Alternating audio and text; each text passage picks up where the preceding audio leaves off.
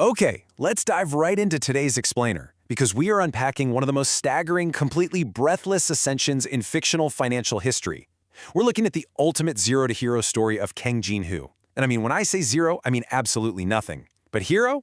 Well, I guess that really depends on whether you're asking his friends or the global markets he completely upended. We are going to trace the incredibly detailed narrative of a guy who didn't just play the stock market, he literally bent it to his will. So I want you to start by just asking yourself, what would you do if you could actually see the financial future? Not a guess, right? Not some highly educated projection based on a fancy algorithm, but an absolute, infallible vision of an impending crisis. That is the supernatural edge that makes Jin-Hoo's story so incredibly gripping. It's the ultimate what-if scenario that takes a totally normal guy and turns him into a financial apex predator. And the contrast here is just massive.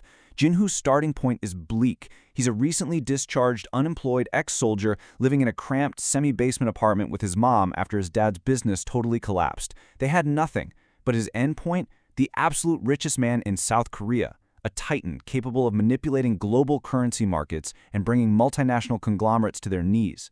So how exactly do you cross a chasm that wide? Well, it all starts with what his friend Tai-Ku calls the Oracle's Eye. This is the catalyst for the whole shebang. Back in the army, Jin-Shu actually survived a deadly mortar explosion because he saw a spirit eagle, literally, a creature completely invisible to everyone else that warned him to take cover. Fast forward to civilian life, and this eagle has returned, but instead of warning him about physical danger, it's warning him about impending economic disasters. The very first test of this power involved 13 billion Korean won. Jin-Hoo's friend, Tai-Ku, manages to find the password to an old Bitcoin wallet that had just skyrocketed in value. But right as Tai-Ku is celebrating, Jin-Hoo sees the eagle.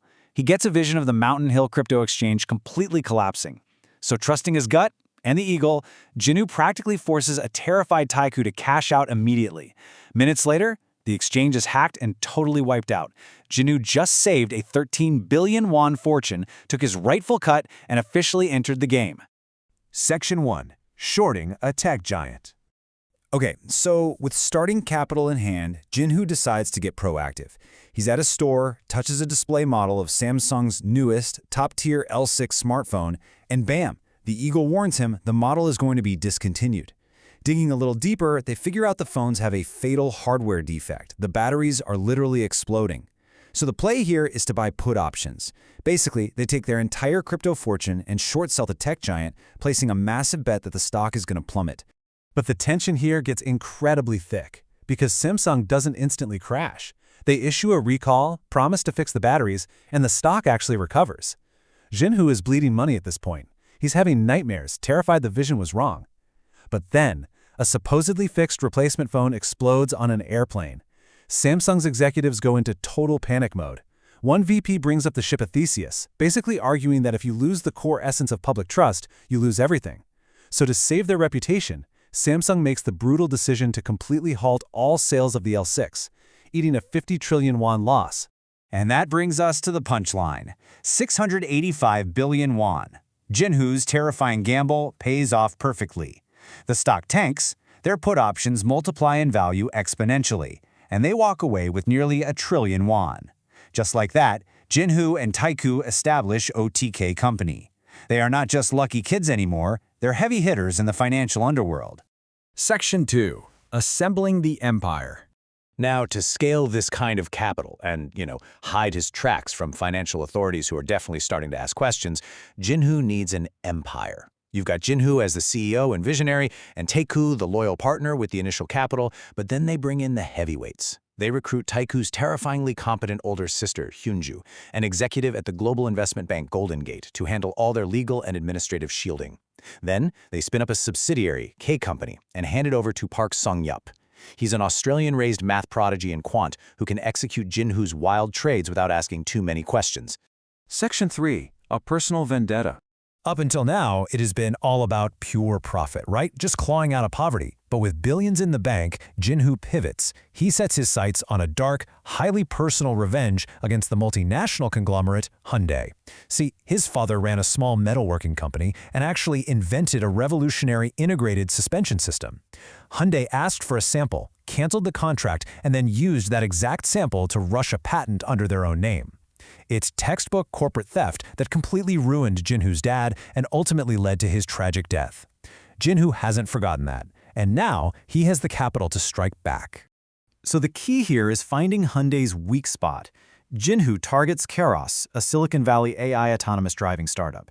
Hyundai currently owns 86% of it, but because they really only care about immediate hardware results, they think the advanced AI software is useless, and they're desperately trying to offload the company to recoup some losses.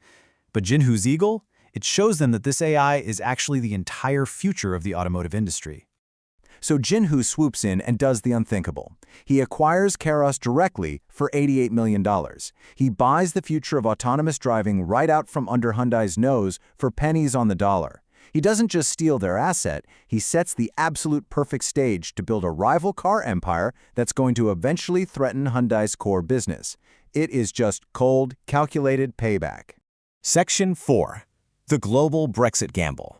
Now Jinhoo is about to escalate the stakes to the absolute maximum. We are moving from corporate revenge straight into manipulating the global currency market. Picture this. It's June 23rd. The Brexit vote.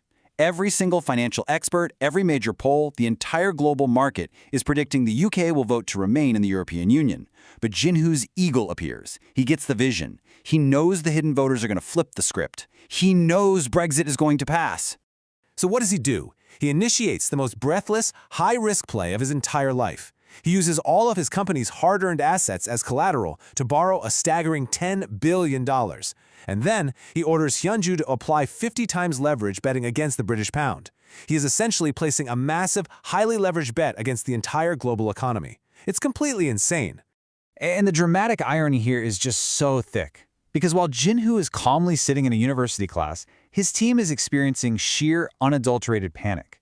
Park Sung-yeop and Hyunju are watching these early voting results lean towards Remain. They're literally begging Jinhoo to pull out. They know that if this vote fails, the leverage will instantly wipe out OTK and K Company. They are bracing for total bankruptcy.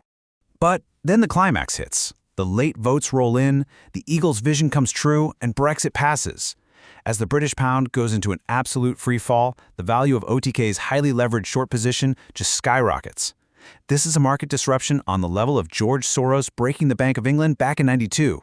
Jinhoo didn't just win a bet, he capitalized on the economic fracture of an entire nation. The final valuation? 45 trillion won for OTK Company, plus another 6 trillion for K Company. In a single day, by leveraging a single political event, Kang Jinhoo instantly becomes the richest person in South Korea.